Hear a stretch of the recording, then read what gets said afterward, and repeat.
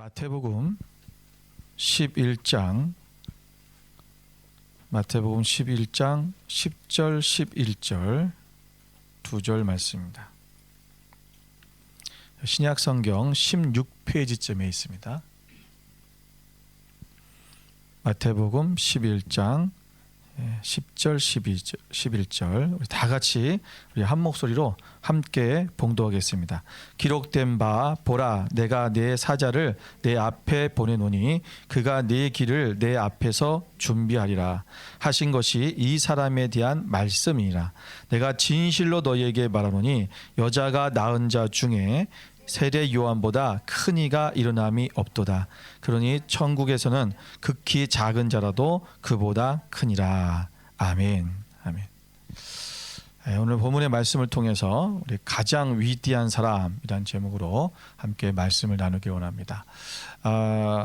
오늘 11절 말씀에 보면 내가 진실로 너희에게 말하노니 여자가 낳은 중 중에 세례 요한보다 큰 이가 일어남이 없도다라고 그렇게 말씀하고 있습니다. 이는 세례 요한에 대한 예수님께서 하신 말씀이지요. 여기 보면 앞에 진실로라는 말이 헬라어로 뭐냐면 아멘입니다. 원래 이 아멘이란 말은 어떤 그 말에 대해서 그 말이 아주 중요하고 엄숙한 진실을 내가 말하고 있다라는 것을 나타내기 위해서 이 문장의 끝에 나오는 말이에요. 그래서 이렇게 말을 하고 마지막에 아멘 이렇게 하잖아요. 그런데 오늘은 이 아멘이란 말이 앞에 나와 있는 거죠. 그래서 맨 앞에 나와 있는 이유가 뭐냐면 오늘 이것은 예수님께서 예수님의 권위로 오늘 이 말에 대해서 이것이 얼마나 귀하고 얼마나 중요한 말씀인가를 오늘 아멘으로 시작하면서 이것은 이 말 자체에 이미 권위가 있다라는 것을 표시하고 있는 그러한 말씀입니다. 여기서 보면 그래서 하나님의 말씀이 오늘 여기 말씀이 여자 중에서 가장 크니 여기서 정말 세례 요한보다 큰 이가 일어남이 없다라고 하신 이 말씀이 정말 하나님께서 예수님의 권위로 말씀하셨다라는 것을 이야기하는 거죠. 여기 일어남이 없도다라는 말은 역사의 후대에 이런 일이 나타난 적이 없다라는 뜻입니다. 여러분 그렇다면 우리가 세례 요한보다도 우리 역사 속에 위대한 사람이 없었느냐? 여러분 세상 사람들이 얘기할 때 세례 요한보다 위대한 사람이 얼마나 많은데요. 얼마나 사회에 공헌하고 세상에 공헌하고 이런 사람들 유명한 사람들 노벨상을 받은 사람들뿐만 아니라 유명한 그런 아주 헌신하고 자기를 살신성인했던 그런 많은 사람들이 있었다는 것을 우리는 잘 알고 있잖아요. 또 우리가 성경적으로 봤을 때도 여러분 성경에 나와 있는 아브라함이나 또 모세나 엘리야나 여러분 다윗 이런 사람들 얼마나 위대한 사람입니까? 사실 세례 요한과 비교해 봤을 때 그렇게 밀리지 않는 사람들이에요. 그런데 예수님께서는 그런 모든 이미 세례 요한이 태어나기 이전에 구약에 나오는 많은 선지자들과 많은 믿음의 선조들이 있었음에도 불구하고 이전에도 이 사람보다 위대한 사람이 없고 후대에도 이 사람보다 위대한 사람이 나타날 수 없다라고 그렇게 아주 엄중하게 말씀했다는 거예요. 아멘이라는 말, 이 말을 먼저 시작함을 통해서 이 말에는 변함이 없고 이것은 진실이고 이 말은 그대로 된다는 것을 말씀하고 있는 것입니다. 여러분 누가복음 우리가 성경에 나오는 인물 중에 여러분 정말 이런 사람들 위대한 사람이 우리가 정말 없을까? 우리는 분명히 많은 사람이 있다라고 그렇게 생각을 할 수가 있습니다. 여러분 누가복음 21장 3절 말씀을 볼까요? 거기 보시면 이런 말씀이 있습니다. 이르시되 내가 참으로 너희에게 말하노니 이 가난한 과부가 다른 사람보다 많이 넣었도다 그랬어요. 예수님께서 이 과부가 2렙돈을 넣으시는 걸 보았죠. 여러분 2렙돈의 가치가 어느 정도냐면 그 당시의 화폐 단위 중에서 가장 다 작은 거예요. 제일 큰 게 이제 그 세켈이라는 말을 세켈이라는 단어를 쓰고요. 이 세켈은 지금도 이스라엘의 화폐 단위입니다. 우리는 원이라 쓰고 미국은 달러를 쓰고 호주 달러를 쓰잖아요. 이스라엘은 세켈을 써요. 근데 그 당시에도 세켈이 가장 큰 단위였고요. 그 다음이 드라크마, 그 다음이 데나리온, 그 다음이 이제 또 뭐 하나 있어요. 제가 생각하는데 그리고 밑에가 뭐냐면 제일 마지막에 제일 작은 게 뭐냐면 그게 바로 렙돈이에요. 그러니까 지금으로 따지면 데나리온이 1인 그 한 사람이 그 일하는데 일당이거든요. 하루에 일당이 1데나리온인데 그 1데나리온의 128분의 1이 되는 것이 바로 렙돈입니다. 크기도 굉장히 작아요. 딱 우리 지금 5센트 정도 크기밖에 안 해요. 제가 이 돈을 갖고 있는데 저희 집이 있어요. 진짜는 아니고요. 모형이에요. 제가 옛날에 미국 갔을 때 이걸 모형별로 쭉 해서 팔더라고요. 박물관 갔더니. 그래서 한 세트를 사왔는데 진짜 5센트 만에 작아요. 그렇게 작은데. 근데 이게 128분의 1이라고 한다면 오늘날 우리가 여러분이 만약에 일당을 100불 받는다 생각한다면 우리 한 뭐 1,000원 정도도 안 되는 거죠. 800원, 뭐 80센트 정도, 1불도 안 되는 80센트, 뭐 70센트 정도밖에 안 되는 가장 작은 단위. 근데 예수님께서는 그런 두 렙돈을 넣은 과부에게 여기서 가장 많은 헌금을 했다라고 말씀한 거죠. 여러분 예수님께서 그 과부의 그 이동을 가장 많이 내었다라고 한 것은 뭐냐면 예수님이 보는 관점이 달랐다는 것입니다. 여러분 물질이 많고 적음이 아니라는 거예요. 내가 사역을 얼마나 많이 했는가, 어떤 것을 많이 이루었는가에 대한 그 문제가 아니라는 거죠. 여러분 주님이 많다고 하면 많은 거예요. 주님이 크다고 하면 크다라는 것입니다. 우리가 이 개념은 뭐냐면 주권자이신 예수 그리스도께서 오늘 그 가치를, 그 기준을 주님이 정한다는 것입니다. 여러분 사진을 한번 보시면 자, 이 그림 중에서 두 그림 중에서 빨리 넘겨주세요. 이 두 그림 중에서 어떤 게 큰 겁니까? 여러분 어떤 게 큰 거예요? 여러분 부피로 봤을 때, 부피의 크기로 봤을 때는 저 큰 바위돌이 큰 거죠. 그러나 가치로 봤을 때는 뭐가 큰 거예요? 저 골드바가 큰 거죠.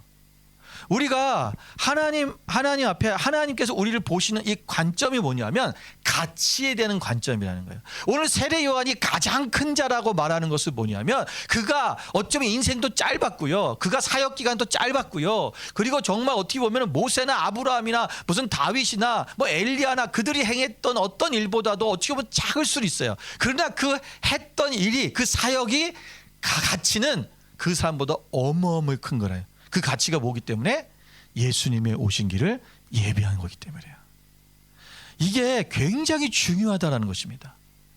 여러분 오늘 우리가 인간의 기준이나 세상의 기준으로 평가되는 것이 아니라 만군의 왕이시고 우리를 창조하신 하나님, 우리의 주권자이신 주님의 기준으로 평가되기 때문에 그렇습니다. 오늘 세례 요한은 어떤 사람이었기에, 그가 어떤 그런 모습을 가지고 있었고 어떤 사역을 했길래 그가 가장 위대한 사람이라는, 여기서 큰다라고 하는 것은 우리가 위대한이라는 뜻이에요. 영어 성경에도 great라고 표현했어요. 우리가 이 위대한 사람이라고 불림을 받고 인정받을 수 있었던 이유가 뭘까? 오늘 우리 본문의 말씀을 통해서 함께 나누면서 우리도 가장 정말 위대한 사람이라는 그러한 인정을 받을 수 있는 하나님의 자녀가 되기를 주님의 이름으로 축원을 드립니다. 첫 번째는 주의 길을 예비하는 자입니다. 여기 보면 우리 10절 말씀을 보세요. 10절 말씀은 보라 내가 네 사자를 네 앞에 보내노니 그가 네 길을 네 앞에 준비하리라 했어요. 그래서 네 앞에라는 말은요, 원문으로 지극하면, 우리가 헬라어로 지극하면 무슨 뜻이냐면 내 얼굴 앞에서 이런 뜻이에요.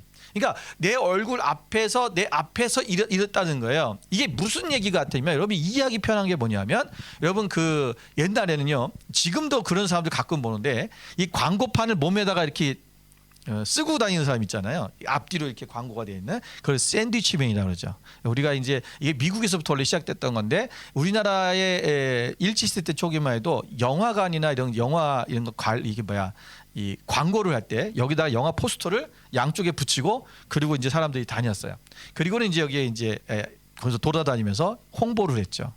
다시 말하면 여러분 샌드위치맨이 어떤 상영하는 공연이나 영화를 선전하기 위해서 그 광고판을 붙이고 막 돌아다니는 것처럼 오늘 세례 요한이 오늘 그 예수님이 이제 나타나셔서 예수님의 공연, 그 예수님의 그 역사가 시작될 것을 그가 이 샌드위치 면처럼 그것을 붙이고 앞에 지금 다닌다. 예수님의 바로 앞에 있다라는 거예요. 그래서 그것을 알리는 그러한 선전하는 그것을 준비하는 사람이었다라는 것입니다. 또 여기서 예비한다라는 의미는 고대에는 왕이 어느 지역으로 행사할 경우에 행차를 할 때 그 선구자가 먼저 앞서갑니다. 그래 가서 그 왕이 가는 그 마차가 갈 수 있도록 그 길을 갈 수 있도록 그 길을 그 주변에 있는 백성들과 함께 그 길을 먼저 닦는 일을 해요. 그래서 길을 여는 거죠. 그래서 길을 열어버리고 그래서 이것이 이제 갈 수 있는 준비를 하는 것입니다. 이것이 바로 선구자, 다시 말하면 길을 예비하는 자입니다. 이 왕의 길을 준비하는 이 선구자, 여러분 어떻습니까? 그는 많은 수고를 해요. 그리고 가서 그 길을 닦는 일을 하는데 얼마나 힘들겠습니까? 그리고 그 길을 왕이 갈 수 있도록 모든 것을 다 준비해 놓으면 그 다음 이 선구자는 어떻게 됩니까? 그 다음에 그 앞으로 또 가서 그 길을 준비하러 또 떠나야 되는 거예요. 왜냐하면 그 길을 그리고 그 길을 이제는 누가 합니까? 왕이 행차를 하죠. 그 왕이 행차를 하면 사람들은 그 길을 가고 있는 그 왕을 향해서 환호를 합니다. 왕에 대해서 만세를 할 거고요. 왕을 막 경외하며 쳐다볼 것이고요. 왕에 대해서 경배를 하고요. 모든 영광은 누가 받아요? 왕이 받는 거예요. 왕이 받는 거예요. 그래서 그 왕이 오늘 그 하나님 안에서 왕이 모든 것을 다 받지만 이 선구자는 아무도 기억하지 않아요. 그 와서 먼저 길을 닦았던 그 사람에서 야, 저 길 누가 닦았대? 그걸 얘기한 사람은 한 명도 없어요. 여러분 우리가 길을 다니면서 여러분 이 도로를 지나가면서 여러분 어떤 생각을 하십니까? 도로 위를 달리는 멋있는 차에 대는 우리가 눈이 들어가죠. 야, 페라리, 막 람보르기니 이런 차들 지나가고 뭐 여보신 차 보면 야, 저 차 멋있다. 막 스포츠카 지나가면 보면서 야, 저 사람 멋있네. 야, 할아버지가 막 저런 스포츠카 타고 다니. 우리가 그런 얘기는 참 많이 해요. 그리고 아, 저 차는 무슨 차야? 저거 얼마짜리야? 뭐 가면서 그런 얘기 참 많이 하는데 이 도로는 누가 만들었을까? 이 길을 만드는 사람은 얼마나 힘들었을까? 그 사람 정말 대단하다. 그들의 그 수고가 너무 귀하다. 그래서 나도 이 길을 갈 수 있지 않냐? 이런 생각을 하는 경우는 거의 없어요. 항상 그 길을 지나가는 그들을 위대하게 보지 그 길을 만든 사람을 위대하게 여기지는 않습니다. 여러분 바로 세례 요한의 일이 바로 이런 일이었다는 거예요. 그는요 주의 길을 예비하는 자였어요. 철저하게 오직 예수 그리스도 그분이 이 길을 가실 수 있도록 이 구원의 이 메시아의 그 길을 가실 수 있도록 먼저 와서 그가 길을 터는 거죠. 오늘 이 오실 예수 그리스도를 예비하는 그 일이 뭡니까? 오늘 이 성도들을 하나님께서 그들 가운데 마음을 준비하게 하기 위한 거예요. 그들의 마음밭이 주님을 맞이할 수 있도록 메시아가 오셨을 때 그 메시아의 말씀이 오늘 그 마음밭에 심겨지고 새겨지고 그래서 그들이 메시아의 말을 듣고 그들이 회개하고 주님 앞에 돌아올 수 있도록 하는 거죠. 그래서 그가 한 말 중에 가장 첫 번째 한 말이 뭐냐면 바로 회개를 촉구한 것입니다. 회개하라, 천국이 가까웠느니라. 회개하라. 여러분 그런데 우리가 이 회개에 대해서 좀 오해를 하면 안 돼요. 여러분 우리가 많은 사람들 성도들이 회개합시다라고 하면 뭐라고 생각합니까? 회개 기도를 생각해요. 그렇잖아요. 나 회개 기도해야 돼. 하나님 용서해 주세요. 제가 이런 죄를 졌어요. 분명히 회개 기도도 해야 됩니다. 그런데 여러분 세례 요한이 말한 회개는 회개 기도를 얘기하는 게 아니에요. 자, 여러분 누가복음 3장 7절 8절 같이 한번 읽어보겠습니다. 누가복음 3장 7절 8절 다 같이 함께 읽겠습니다.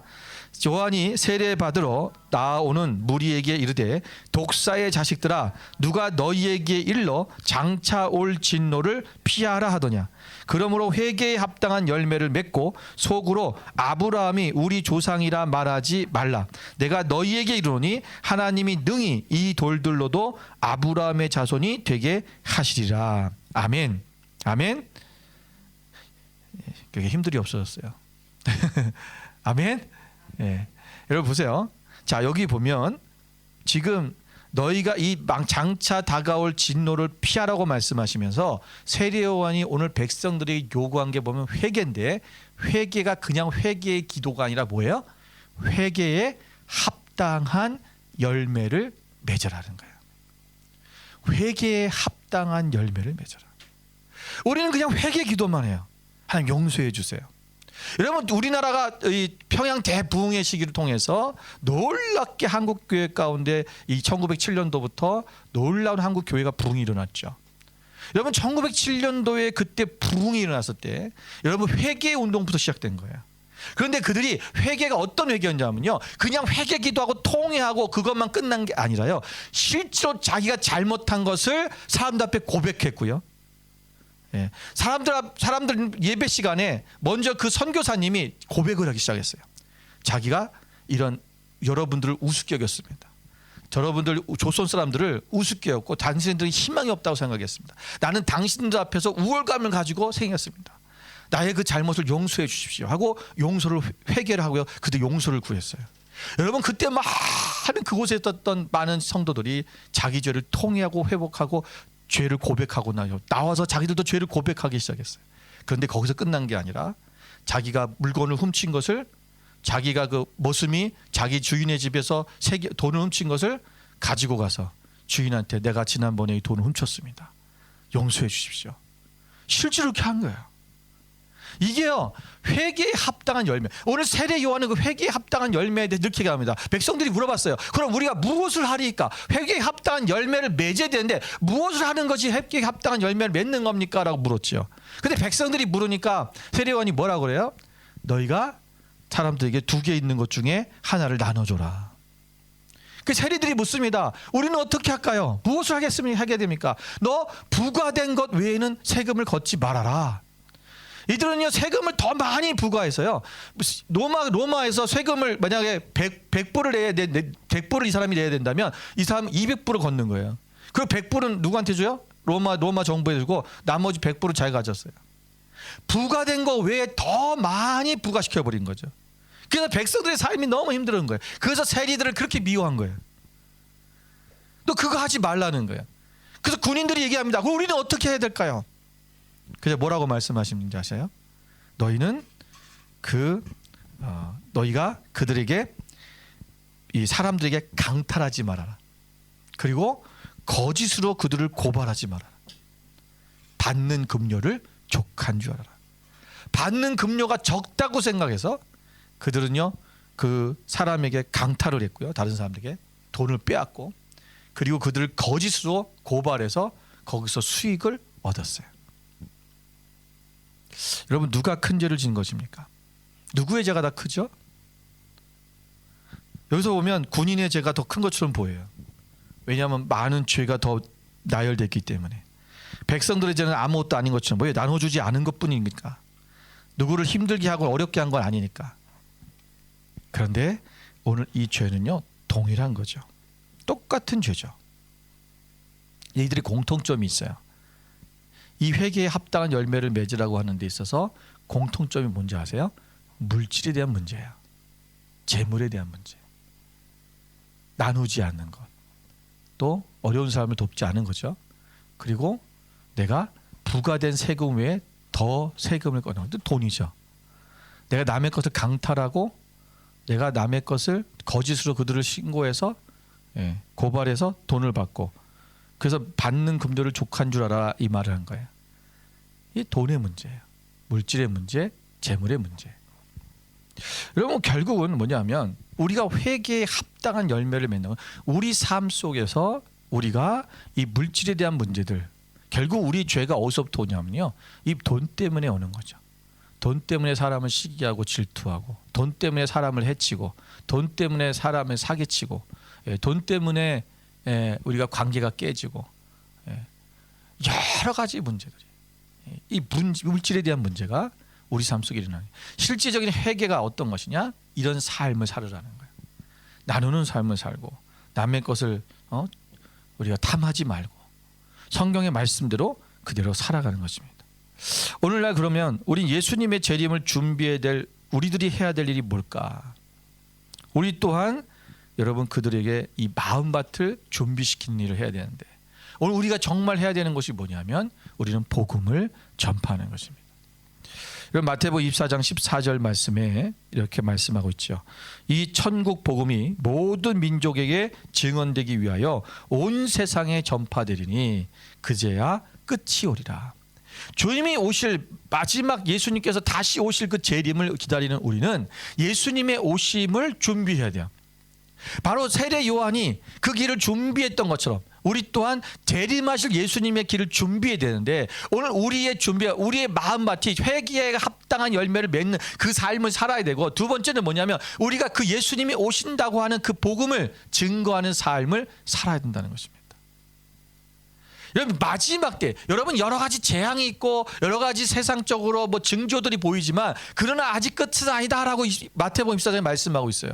끝이 언제냐? 복음이 하나님의 말씀이 복음이 모든 천국 복음이 민족의 모든 민족에게 증언될 때 세상 끝까지 그것이 전파되려니 그제야 끝이 올 것이다. 그래서 우리는 오늘 땅 끝까지 우리가 복음을 증거하는 삶을 살아야 됩니다. 그 얘기를 하면 많은 사람들이 땅끝만 생각해요. 아니요. 땅끝을 가려면 지금부터 시작하는 거예요. 내 옆부터 시작하는 거죠. 옆부터 시작하는 사람이 땅끝까지 가는 거지. 여러분 여긴 건너뛰고 땅끝에만 가 있는 사람은 그거는요. 똑같아요. 그곳에 가서도 전도 못해요. 여러분 선교사님들 중에 여러분 가서 선교 간다고 가가지고 영혼을 한 명도 지금 복음을 증거하지도 못하고 영혼을 한 명도 구원하지 못하고 있는 사람이 얼마나 많은지 몰라요. 그게 상황이 안 돼서 그럴 수도 있는 경우는 있겠지만 그렇지 않음도 불구하고 왜 그런지 아세요? 복음을 전해본 적이 없는 거예요. 여러분 그런 훈련도 없이 자기가 실제적으로 우리 삶 속에서도 저런 사람 만나서 복음 전하는 것을 해보지를 않은 사람이 두려운 사람이 어디 가서 다른 나라 가서 그걸 하겠어요. 그러니까 맨날 구제만 하는 거예요. 구제 사역의 목적이 있어야 되는 건데 구제 사역의 목적이 복음을 전하는 거잖아요. 그런데 구제 사역만 해요. 한국에서 돈 받아다가 그냥 나눠주는 일만 하는 거예요. 그러다 보니까 사람들이 뭐 그거 얻어먹으러 왔다가 이제 예수님 듣고 뭐 얘기 듣고 뭐 하기도 하겠지만 주님의 복음을 증거해 본 적이 없어요. 이런 삶이 정말 많아요. 오늘 우리가 여러분 예수 그리스도의 복음을 증거하는 거예요. 이것이 전파되는 삶, 우리가 그것을 감을 살아가는 것입니다. 이게 뭐예요? 오늘 다시 오실 예수님의 길을 예비하는 자의 삶의 모습인 것입니다. 두 번째는 우리는 자신은 작은 자로 예수님은 큰 자로 여겨야 됩니다. 우리가 이 세례 요한은요 자신은 늘 작은 자라고 생각을 해요. 예수님이 큰 자요, 예수님이 위대하신 분이라고 늘 그렇게 메시아라고 그는 선포합니다. 여러분 11절에 보면 예수님께서는 세례 요한에 대해서 말씀하시면서 여자가 낳은 자 중 세례 요한보다 큰 이가 없다라고 그렇게 말씀하셨죠. 자, 여러분 예수님께서는 세례 요한에 대해서 굉장히 높이 평가하고 있었습니다. 여러분 그런데 그 예수님의 평가지 세례 요한이 자신을 향한 평가는 아닙니다. 세례 요한은 한 번도 내가 크다라는 말을 한 적이 없어요. 여러분 요한복음 1장 15절 말씀을 보면 요한복음 1장 15절 같이 한번 읽겠습니다. 요한이 그에 대하여 증언하여 외쳐 이르되 내가 전에 말하기를 내 뒤에 오시는 이가 나보다 앞선 것은 나보다 먼저 계심이라 한 것이 이 사람을 가리킴이라 하니라. 요한이 말하는 거예요. 뭐냐면 내가 전에 말하기를 내 뒤에 오시는 이, 내 뒤에 오셨다는 거예요. 내가 먼저 왔다는 거죠. 자, 세례 요한이 먼저 왔잖아요. 세례 요한이 6개월을 더 먼저 태어났어요. 그가 먼저 태어나고 먼저 이 땅에 와서 먼저 사역을 시작했는데 나보다 뒤에 오시는 그가 어떻다? 그가 나보다 더 크니다 하고 말하는 거예요. 여러분 우리 군대 가면요 일주일 육군 같은 경우는 일주일 단위로 이 기수가 나눠져요. 그러면 일주일 정도 빨리만 왔어도 고참이 돼요. 예. 그러니까 우리가 여러분 나이가 어떻습니까? 나이도 우리가 이 땅에 태어난 숫자 순서대로 어떤 사람은 몇 개월 차이밖에 안 나는데도 불구하고 해가 다른 것 때문에 어떤 사람은 앞에 12월 달에 태어나고 어떤 사람은 그 뒤에 3월 달에 태어나서 학년이 다르고 나이가 다르고 그래서 뭐라 그래요? 언니라고 그래요. 그래서 또 오빠라고 그러고 형이라고 그러죠. 이 순서가 확실히 정해져 버려요. 우리가 먼저 왔다는 것은 굉장히 중요한 거예요. 그럼 내가 우선이라는 것입니다. 우리는 어느 단체나 어디 공동체 속에 들어가면 항상 누가 먼저냐라는 것에 대해서 따지잖아요. 내가 먼저 했다. 그걸 가지고 내가 우위를 점칩니다. 그런데 오늘 세례 요한은 자신이 먼저 왔음에도 불구하고 먼저 와서 사역을 하고 지금 많은 사람들 세례 요한을 따르고 있어요. 그런데 뭐라고 말하냐면 그분이 나보다 먼저 계신다. 그분 나보다 먼저 계신 분이고 그분이 내 뒤에 오시는 이가 그분이 더 위대하고 말씀하고 있는 거죠. 요한복음 1장 27절에도 말씀해 보면 곧 내 뒤에 오시는 그이라 나는 그의 신발끈을 풀기도 감당하지 못하겠노라 라고 말씀하고 있습니다. 나는 그의 신발끈. 이 말이 무슨 말이냐면요, 과거에 여러분 알다시피 이스라엘 백성들은 그 당시에 팔레스타인 지역이 굉장히 모래먼지가 많았어요. 그래서 발이 먼지로 인해서 더러워집니다. 그래서 집안에 오면 손님이 오면 또 주인이 들어오면 종이 그 신발을 벗기고 그 발을 닦아주는 거예요. 그런데 지금 이 얘기 뭐냐면 신발끈을 내가 매지도 신발끈을 풀기도 감당하지 못하겠다는 뭐냐면 그 가장 하천, 그러니까 가장 천한 종이 하는 일이거든요. 그러니까 종들 중에서도 가장 급수가 낮은 그 종이 하는 일, 그 일을 그것도 나는 할 수 없는 더 낮은 자라는 표현이에요. 나는 그분의 신발끈도 풀 수 없다. 여러분 사례 요한은요 이렇게 항상 자신을 낮추고 있다는 거예요. 또 하나 얘기할까요? 요한복음 3장 30절 말씀에 보면 뭐라 했어요? 그는 흥하여야겠고 나는 쇠하여야겠다. 여러분 예수님만이 흥하고 나는 쇠해야 된다. 여러분 세례 요한은 그리스도의 위대함과 존귀함을 나타내기 위해서 자신을 온전히 낮추었어요. 그리고 가장 아래까지 내려놓을 줄 아는 그런 사람이었습니다. 그리고 자신의 모습을 감추려고 철저하게 그리스도에게만, 예수님께만 특별한 의미를 부여합니다. 여러분 어떠십니까? 오늘 우리가 삶을 살아가면서 우리가 신앙생활하면서 정말 나는 철저히 예수님의 뒤로 숨는 사람이 되고 있는가? 여러분 내가 흥해야지 주님도 흥해지잖아요. 우리가 그렇게 얘기하고 있지는 않습니까? 여러분 주님만이 우리 가운데 나타나시고 그분만이 흥하시고 나는 아무것도 아닌 것처럼 우리는 그냥 그 뒤에 쇠해야 되겠다라고 이런 말을 하는 거. 저는 정말 이 세례 요한의 이 말이 정말 제 가슴 속에 충격이었어요. 왜냐하면 저는 이렇게 생각해 본 적이 없던 것 같아요. 왜? 늘 잘 돼야 된다. 성공해야 된다. 그런데 정말 주님이 주님만이 승하시면 돼요. 나는 쇠해도 돼요. 이런 고백을 할 수 있을까? 나는 쇠하고 싶지 않아요. 잘 되고 싶죠. 성공하고 싶지요. 예. 우리가 이 땅에서 왜 내가 쇠해야 될까요?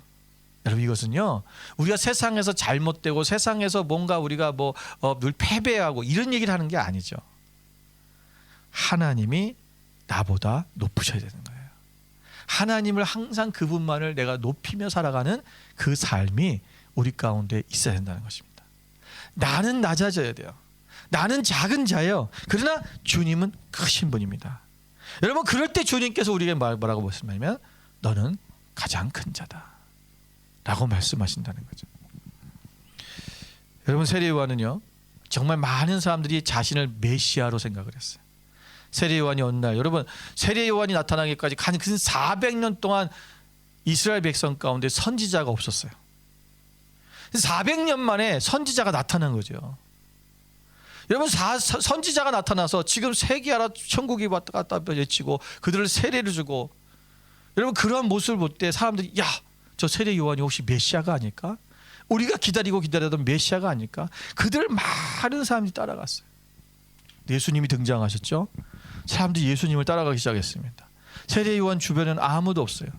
그래서 세례 요한 제자들이 세례 요한에게 선생님, 사람들이 전부 저 예수한테 가 있습니다. 예수라는 사람한테.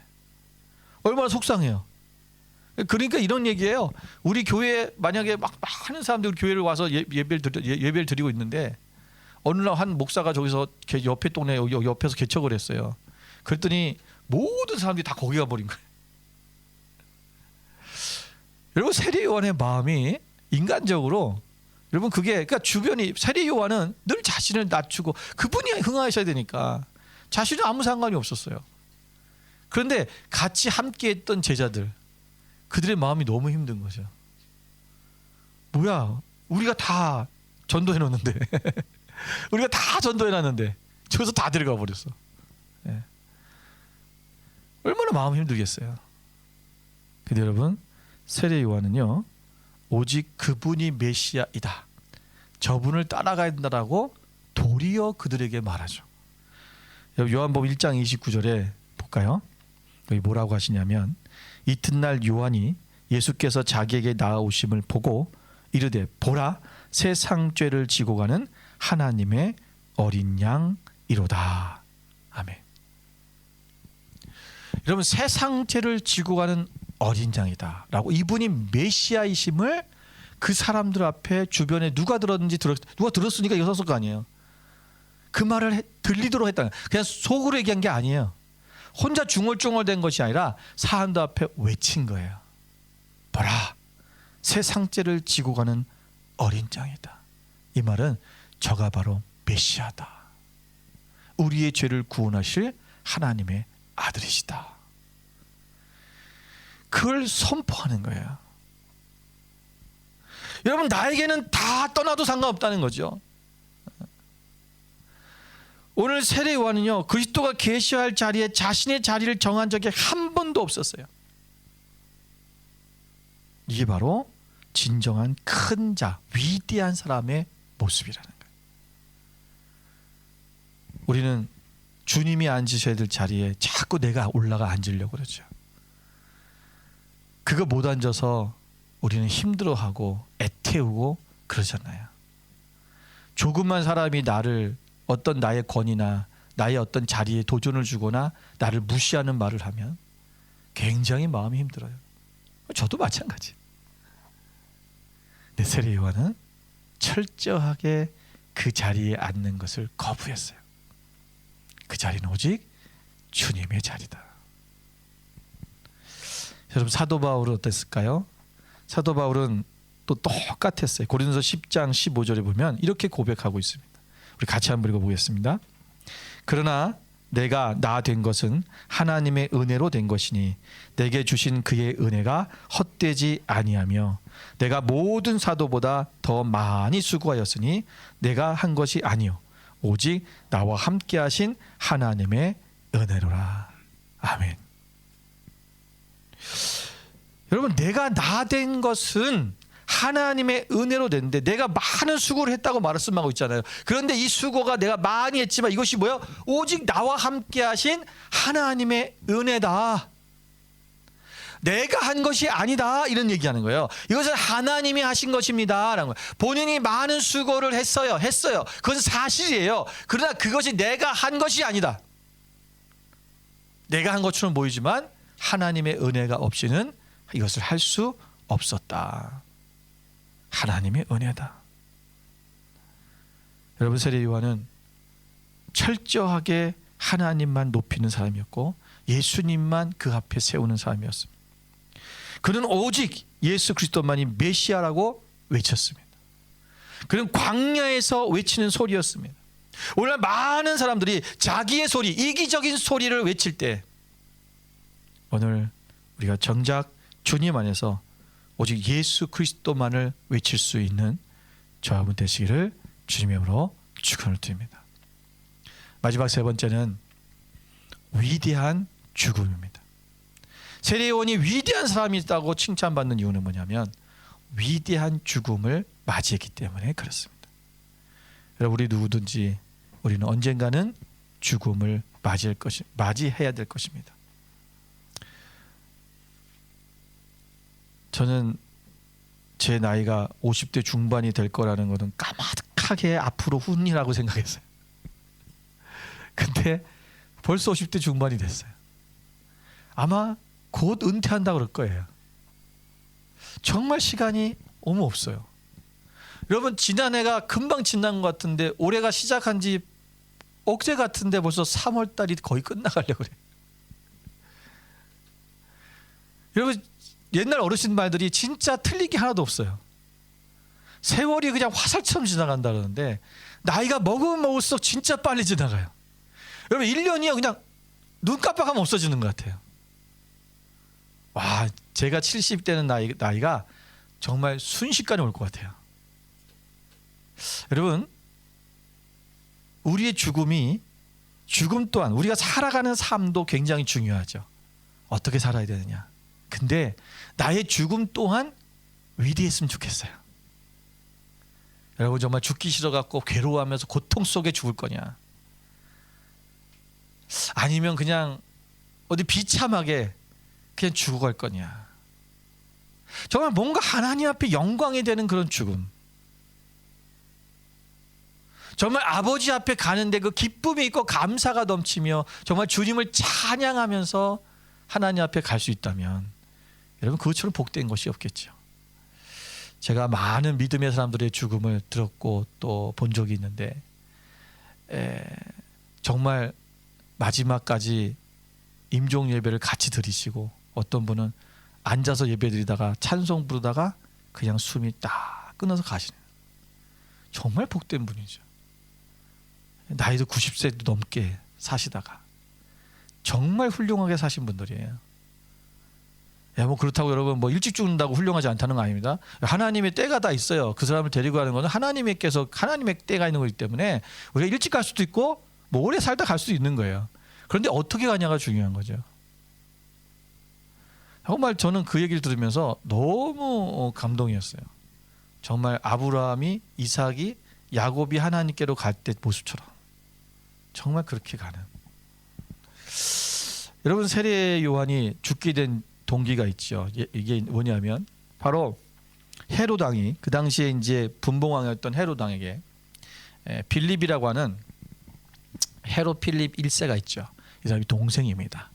여러분, 그 당시에 이 이스라엘 땅은 4개의 분봉왕으로 나눠져 있었어요. 그런데 그 헤롯 필립 1세의 아내가 누구냐면 바로 헤로디아입니다. 그런데 이 헤로디아와 이 헤롯 왕이 불륜이 일어났어요.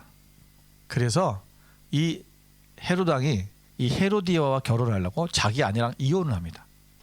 그리고 그 헤로디아도 그 자기 동생이었던 필립하고 이혼을 하게 돼요. 그래서 둘이서 같이 결혼을 합니다. 이 사실을 안 세례 요한이 이거를 책망한 거야. 이 부정한 관계입니다. 그것을 막 책망하고 또 헤롯 왕이 잘못된 그런 것들을 막 책망하기 시작했어요. 그래서 붙잡아다 가둬버린 거야. 자꾸 헤롯 왕이 잘못했다고 얘기하니까. 결국은 헤로디아도 자기에 대해서 얘기를 하니까 이 헤로디아가 이제 사실 헤롯 왕은 이 세례 요한을 죽이려고까지 생각은 안 했죠. 가둬서 말을 못하게만 하려고. 왜? 백성들한테 이게 막 분위기를 저기를 하니까, 여론을 형성하니까 그 잡아놓기만 한 건데, 헤로디아는 이 더 악한 여자야. 그 세례 요한, 자기에 대해서 불륜이다, 막하게 얘기하는, 잘못됐다고 얘기하는 그 세례 요한의 목을 치고 싶은 거죠. 그 자기 딸을 이용해서 그 소원을 빌게 하고, 그래서 결국은 그 세례 요한의 목을 달라고 합니다. 그리고 세례 요한은 결국 목베임을 당해서 죽었습니다. 여러분, 세상적으로 볼 때는 비참한 죽음이죠. 목베임을 당한다는 것. 그러나 세례 요한의 죽음은 위대한 죽음이었습니다. 그는 당당하게 죄와 맞선 거죠. 인간의 죽음 앞에서 비겁해지는 속성이 있습니다. 그런데 타협보려고 하는 속성이 있는데, 오늘 세례 요한은 그 앞에서도, 죽음이 있는 앞에서도 당당했고, 그는 잘못된 것은 잘못된 것이라고 말하는 사람이었습니다. 여러분, 바른 말을 한다는 것, 이것은 쉬운 일이 아닙니다.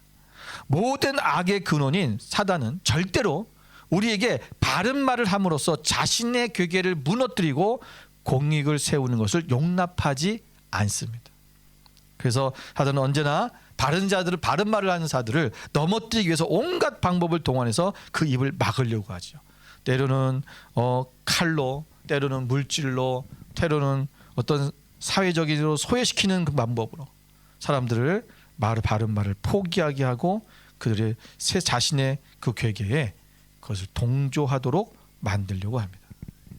그러나 여러분, 성도는, 오늘 그리스도인은 오늘 세상 앞에 바른 말을 할 수 있는 사람이 되어야 됩니다.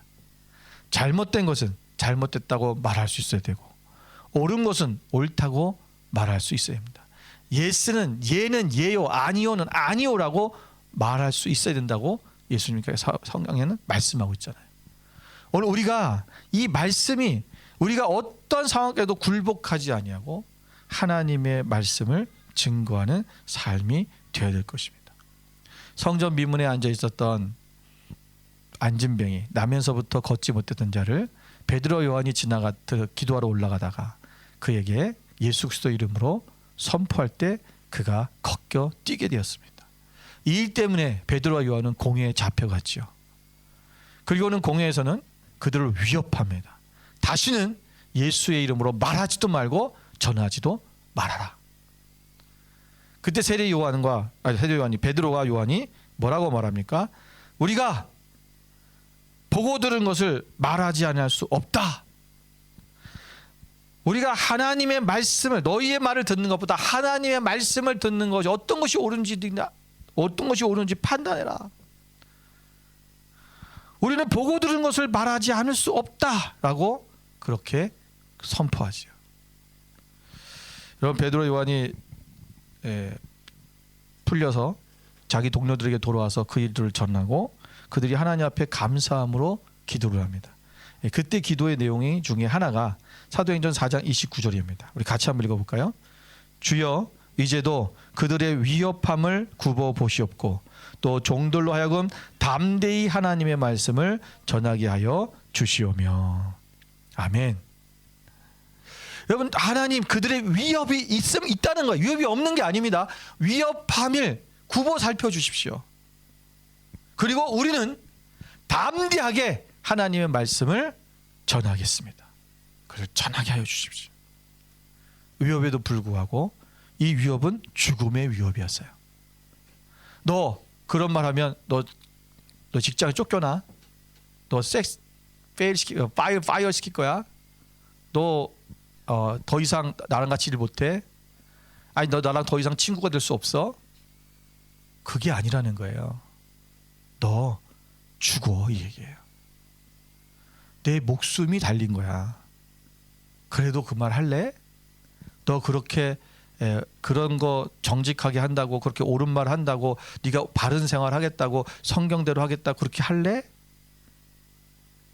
세상은 오늘 우리에게 지금 하는 위협과 오늘 제자들이 당했던 위협은 달라요. 어떤 위협이 더 큰 걸까요? 제자들이 겪었던 위협이 큰 거죠. 그런데 우리는 제자들이 그 위협 속에서 담대히 하나님의 말씀 전하겠다는 것은 당연하지, 이렇게 얘기하면서 그 위협보다 더 작은 위협을 받고 있는 우리들은 그렇게 얘기하는데 어떡해요? 그렇게 하는데 어떻게 제가 거기 안 나가고 일 안 나가고 어떻게 하겠어요? 저 이래야 돼요. 하나님 말씀도 살지 못해요. 어떻게 그럴 수 있겠냐는 거지. 여러분, 용기를 내십시오. 하나님의 말씀대로 사십시오. 그럼 반드시 하나님께서 여러분의 길을 인도하시고 보호하시고 하나님께서 채우시고 공급하시는 역사가 일어나요. 믿음으로 하는 거예요. 오늘 세상과 타협하지 맙시다. 오늘 위대한 죽음을 당한 이 세례 요한, 그래서 예수님은 이미 세례 요한이 그런 죽음을 당할 걸 알고 계세요. 그의 인생이 정말 짧게, 예수님보다 더 짧게 가셨지만, 그러나 예수님은 그의 인생이 가장 위대한 사람이었다고 그렇게 평가하는 것입니다. 오늘 우리 또한 우리가 70을 살던 80을 살던 90을 살던 100세를 살던 여러분, 위대한 인생이 되기를 원합니다. 우리 하나님 앞에 여러분 정말 주님의 말씀처럼 우리가 정말 위대한 하나님의 삶, 주님의 길을 예비하는 그러한 삶을 살아가는 여러분 되시기를 바랍니다. 그리고 나는 항상 딱 낮추고 주님은 항상 높이고 주님이 하시고 주님의 자리를 탐하지 말고 주님만이 그 자리에 앉을 수 있도록 날마다 그분을 높여드리고 그리고 우리의 인생 가운데 우리가 할 말을 하고 정말 주님의 말씀대로 그것을 선포하고 살아갈 수 있는 그런 여러분 되시기를 주님의 이름으로 축원을 드립니다. 기도하겠습니다.